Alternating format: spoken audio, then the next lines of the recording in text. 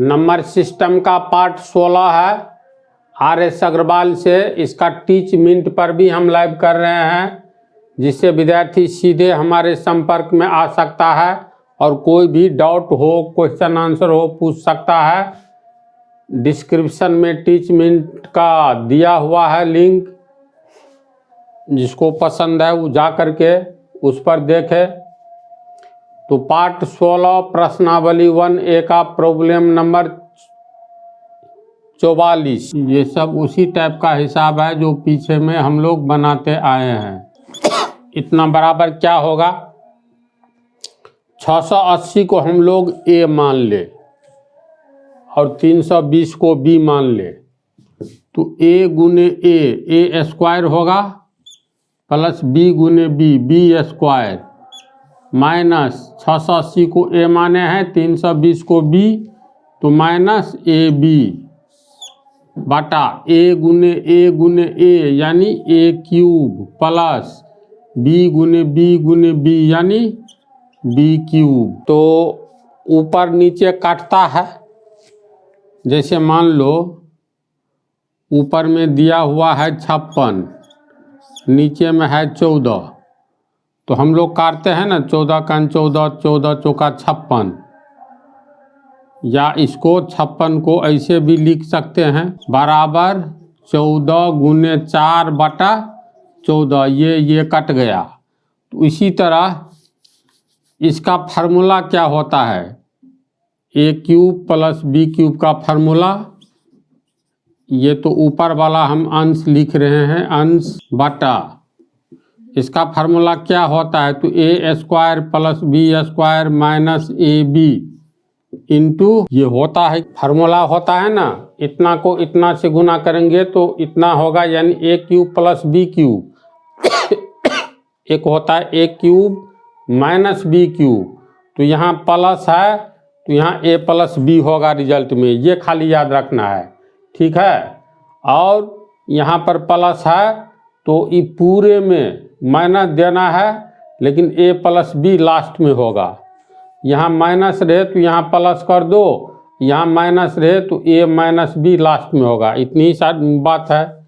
तो ये ऊपर वाला ये नीचे वाला कट गया तो बच गया 1 बटा A प्लस B। अब मान बैठा दो 1/, A का मान है 680 प्लस B का मान है 320, तो 1 बटा 6 3 1000 आंसर। दशमलव में भी तोड़ सकते हैं, दशमलव में होगा तो या 0.001, देखो दशमलव के लिए 1 1 2 3 1 2 3, इतना आंसर होगा दोनों में से कुछ। चलो नेक्स्ट क्वेश्चन, आंसर नंबर 47 कह रहा है A बराबर 11 B बराबर 9। A बराबर दिया है 11 और B बराबर 9। 46 तो हो गया है ना, ये कैमा है, सॉरी 46 होगा। चलो देखो इधर, इसको हल करना है तो 256 को A मान लेते हैं तथा 144 को B मान लो, तो ये कितना हो गया, A गुने A माइनस B गुने B बटा 112। 256 में से 144 घटाएंगे, यहाँ टेक्निक छिपा है, तो कितना होगा 112 होगा।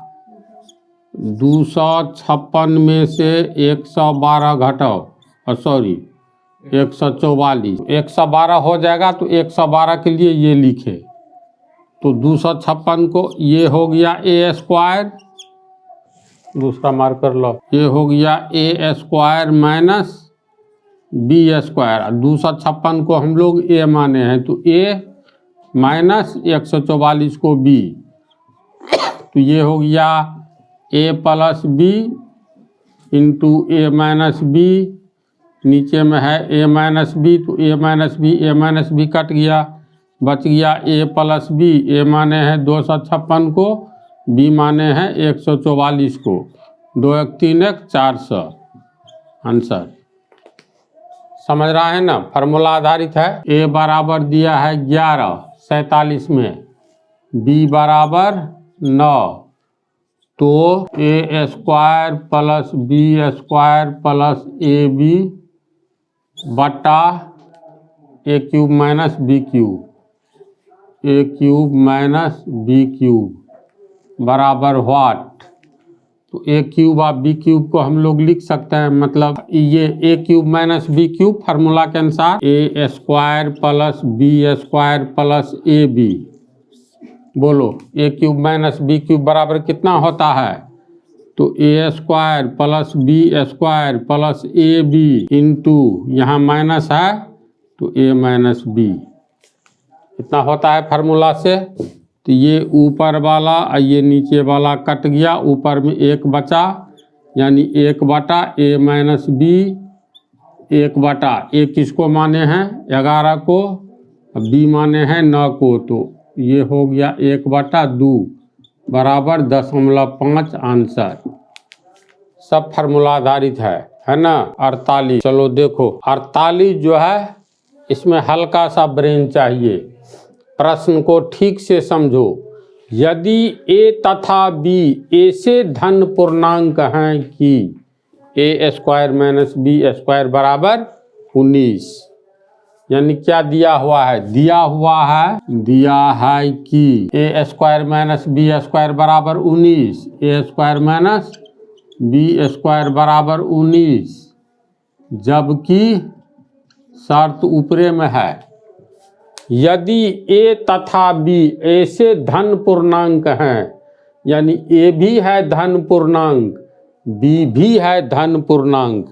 ध्यान दो, धन यानी प्लस, अब पूर्णांक पूर्ण अंक, तो शून्य के आगे गिनती की संख्या धन पूर्णांक होती है ना। शून्य के पीछे ऋणात्मक पूर्णांक होता है, पूर्ण अंक होता है लेकिन ऋणात्मक, और शून्य के आगे सब धन पूर्णांक यानी धनात्मक पूर्ण अंक अर्थात गिनती की संख्या। तो यहाँ प्रश्न में यही है, यदि ए तथा बी ऐसे धन पूर्णांक हैं, यानी शून्य से आगे गिनती की संख्या में से कोई भी संख्या है, ए और बी दोनों गिनती की ही संख्या में से कोई संख्या है, तो ये निष्कर्ष क्लियर हो गया।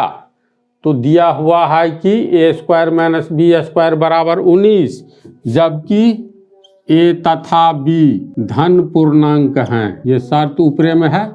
यहाँ तक समझा अच्छा से? बोलो। तो ऐसी स्थिति में यह है ना, ए का मान क्या होगा? यहाँ ए का मान क्या होगा? शर्त है ए और बी दोनों क्या है? धन पूर्णांक है। तो जो दिया हुआ है इसी में आंसर छिपा हुआ है।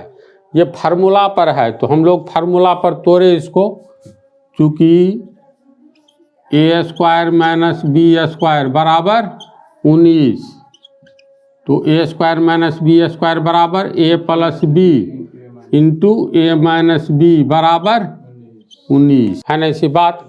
अच्छा ये बात बतलाओ, अगर x बराबर 2 y बराबर 3 है तो हम लोग लिखेंगे एक्स वाई बराबर, तो x का मान क्या बैठाएंगे 2, और यहाँ पर गुना का चिन्ह छुपा है तो गुना, y का मान क्या बैठाएंगे 3। यह है ना बिल्कुल सही। तो यहाँ इसको x मान लो, इसको a प्लस बी को, a माइनस बी को y मान लो। इसका मतलब x इंटू वाई बराबर 19।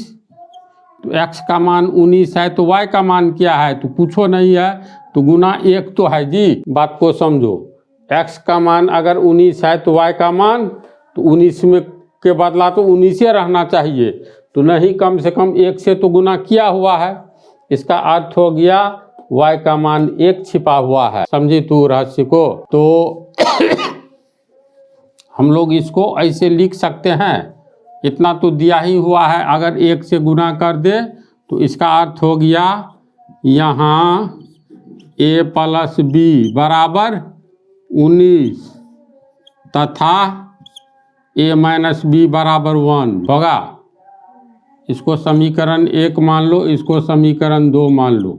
समीकरण 1 और 2 को जोड़ो, समीकरण 1 एवं 2 को जोड़ने पर a प्लस बी बराबर 19, ए माइनस बी बराबर 1, plus B minus B cut गया, ए 2a, 19 एक 20, इसीलिए a बराबर 20/2, समीकरण से 10 हुआ a का मान, इसीलिए a बराबर 10। क्या पूछ रहा है? तो a का मान क्या होगा? a का मान 10 होगा। बोलो, समझा इसको? अब 10 देंगे तो b भी तो है तुमको धन पूर्णांक जी, b का मान आना चाहिए ना धन पूर्णांक, यानी गिनती की संख्या।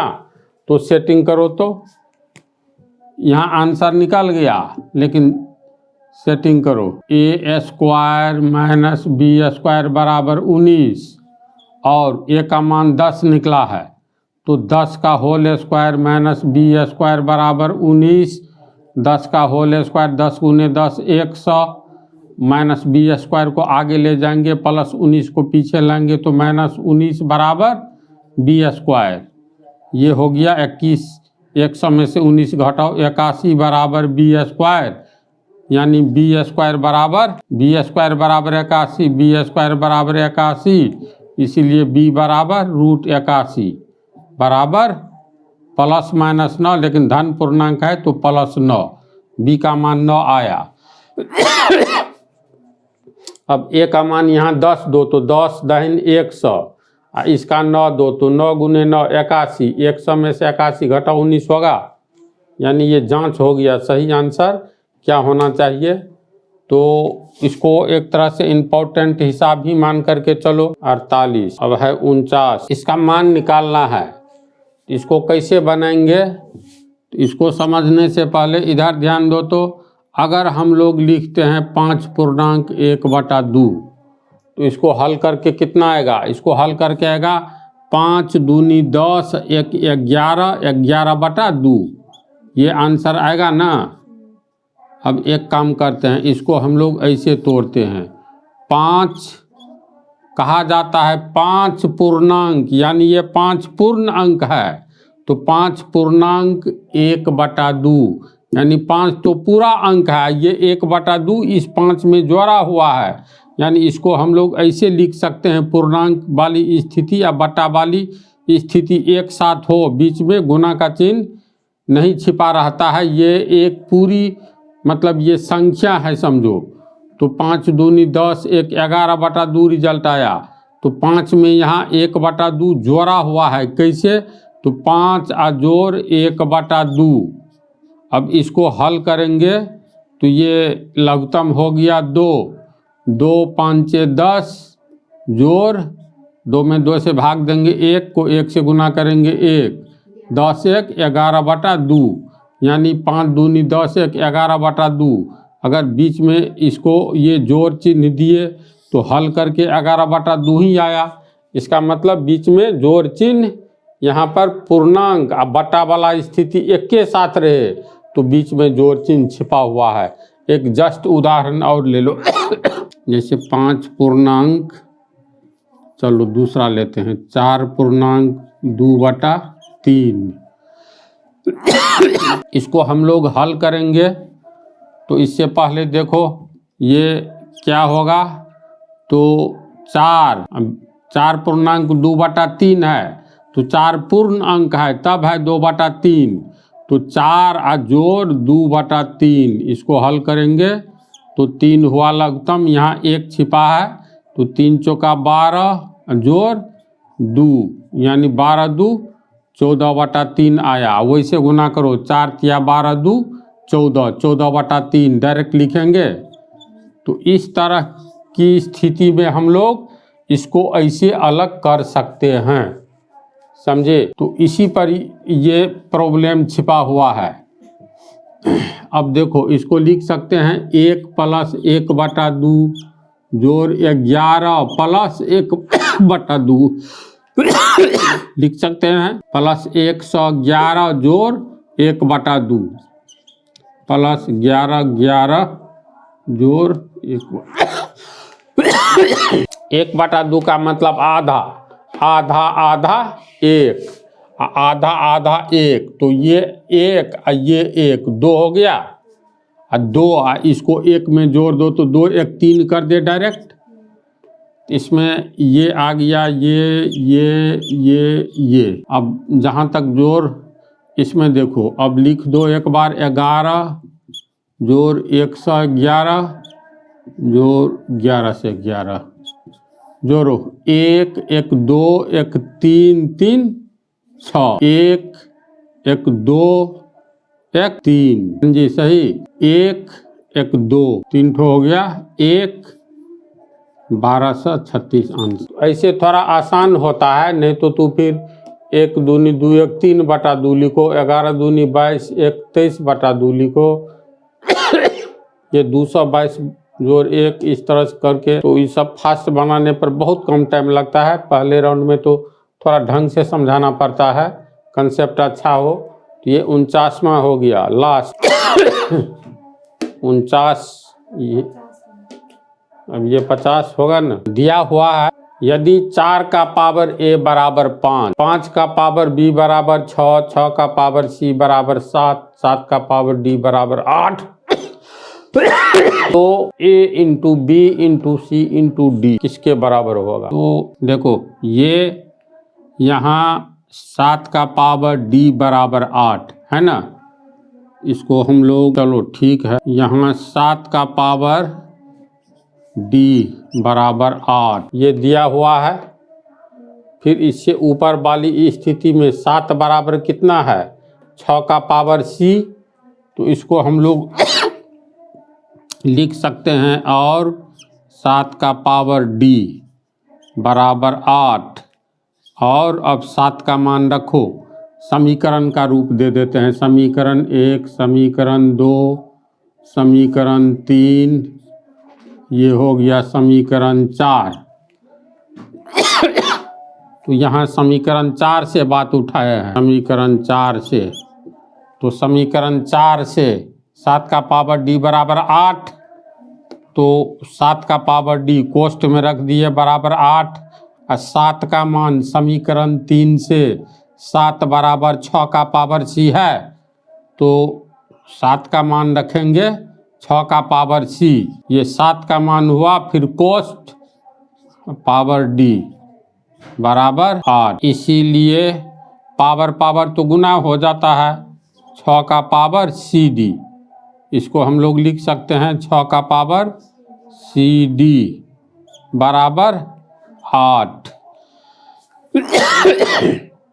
6 का मान देखो तो समीकरण 2 से 6 बराबर 5 का पावर b है, तो इसको हम लोग फिर लिख सकते हैं 6 का पावर cd बराबर 8, और समीकरण 2 से 6 का मान बैठाने पर, तो 6 का मान बैठाएंगे तो कितना होगा?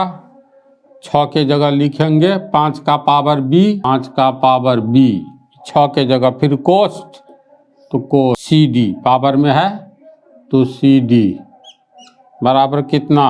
8। इसके बाद इसको पावर पावर गुना हो जाता है, तो ये हो गया 5 का पावर bcd, bcd बराबर 8। अब समीकरण 1 से 5 बराबर 4 का पावर a, तो समीकरण 1 से 5 का मान रखो इसमें, तो 4 का पावर a, ये है इसका वैल्यू, कोष्ठ bcd बराबर 8, पावर पावर गुना हो जाता है, तो क्या हो जाएगा? ये हो